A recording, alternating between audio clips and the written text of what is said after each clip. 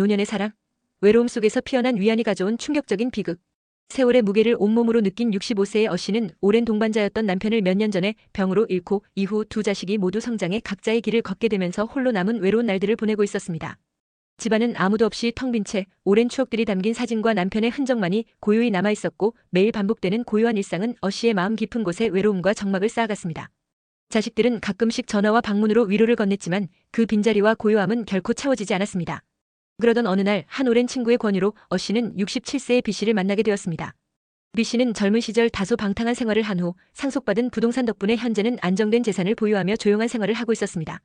그의 자식들과의 연락도 그리 빈번하지 않아 어씨와 마찬가지로 외로움 속에 홀로 남은 삶을 살아가고 있었습니다. 두 사람은 첫 만남에서부터 서로의 깊은 상처와 외로움을 이해하며 마음의 문을 열기 시작했습니다. 어씨는 B씨의 따스한 눈빛과 소탈한 말투에 자신도 모르게 마음이 열렸고 그동안 느끼지 못했던 따뜻한 위로를 느꼈습니다. 공원에서 손을 잡고 걷던 그 순간, 시장에서 함께 장을 보며 웃음을 나누던 시간, 그리고 주말마다 떠난 짧은 여행들이 마치 잃어버렸던 삶의 의미를 다시 불러일으키는 듯 했습니다. 이때 시청자 여러분께 드리고 싶은 첫 번째 팁은 새로운 만남이 주는 따스한 위로와 기쁨은 잃어버린 삶의 의미를 다시 찾게 해줄 수 있지만 그 감정이 진짜 행복인지 혹은 단지 외로움의 허전함을 채우기 위한 임시방편인지를 항상 곰곰이 생각해보아야 한다는 것입니다.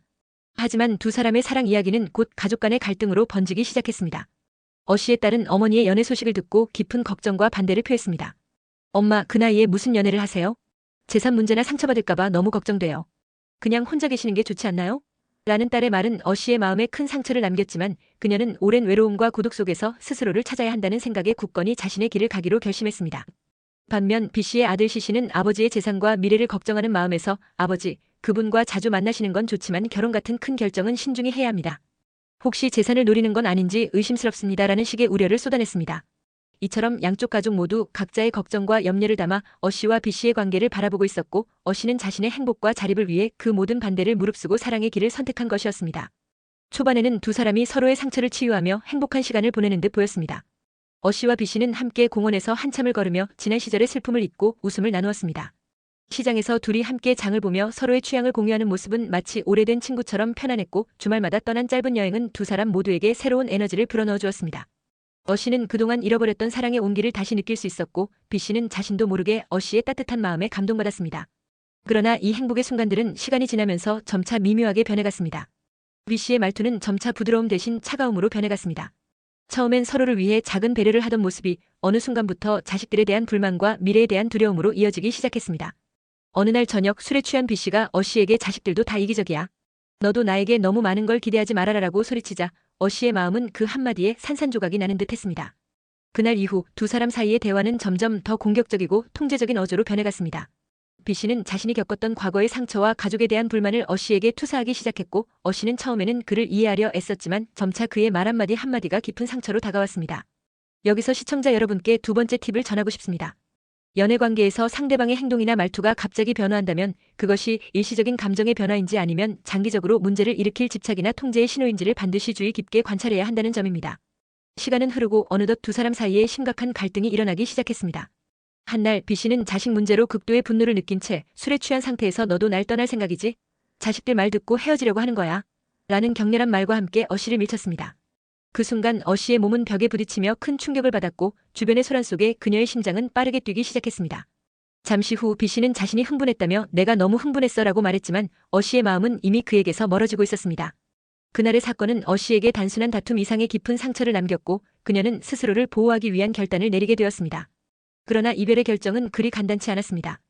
B씨는 자신의 잘못을 인정하는 척하며 몇 차례 전화를 걸어 어씨에게 다시 만나자고 설득했지만 어씨는 이미 그날의 충격과 상처를 잊을 수 없었습니다. 더욱이 얼마 지나지 않아 B씨는 어씨의 집 앞에서 끊임없이 기다리며 전화로 재차 만남을 요구하는 등 집착하는 행동을 멈추지 않았습니다. 어느 날 어씨는 집으로 돌아오던 길에 자신의 차가 부서지는 소리를 들었고 밖으로 나가보니 B씨가 분노에 차차를 부수며 외치고 있었습니다. 그 모습은 마치 한순간의 분노가 폭력으로 번진 것처럼 충격적이었고 경찰차의 사이렌 소리와 함께 상황은 절정에 달했습니다. 만약 연인이 점차 폭력적 행동과 집착을 보인다면 즉각적인 보호 조치를 취하는 것이 생명을 지키는 길이라는 중요한 메시지를 전하고 있습니다. 그 후 며칠간 어씨는 정신적 충격과 두려움 속에서 하루하루를 보냈습니다. 집 안팎에서 계속되는 B씨의 전화와 방문, 그리고 그가 남긴 위협적인 메시지들은 그녀의 마음을 더욱 무겁게 했습니다. 어느 날 어씨는 평소와 다름없이 집으로 돌아왔으나 현관문을 열었을 때 집 안에 누군가 있는 듯한 느낌을 받았습니다. 조심스레 집안을 살펴본 결과 B씨가 억지로 집안에 머물고 있음을 발견한 어씨는 공포에 질려 제발 나를 놓아달라는 절박한 외침을 내뱉었습니다. 그 순간 B씨의 눈빛에서는 후회와 집착이 뒤섞인 채 자신을 포기하지 않으려는 결심이 엿보였습니다. 결국 어씨는 이 관계가 더 이상 지속될 수 없음을 확신하고 단호하게 이별을 선언했습니다. 우리 이제 각자의 길을 가자. 더 이상 당신을 믿을 수 없습니다. 라는 그녀의 말은 한편의 결단이자 오랜 외로움과 고통 속에서 스스로를 지키기 위한 마지막 선택이었습니다. 하지만 B씨는 그 결심을 쉽게 받아들이지 않았습니다.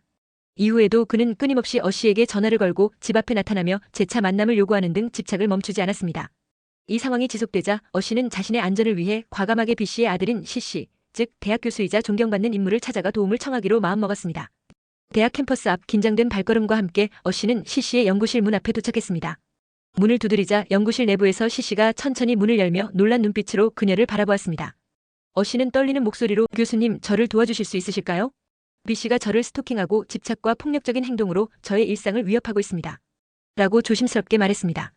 C씨의 표정은 놀라움과 심각함이 섞여 있었고 잠시 후 그는 단호하게 만약 저희 아버지의 잘못된 행동이 계속된다면 반드시 적절한 조치를 취하겠습니다.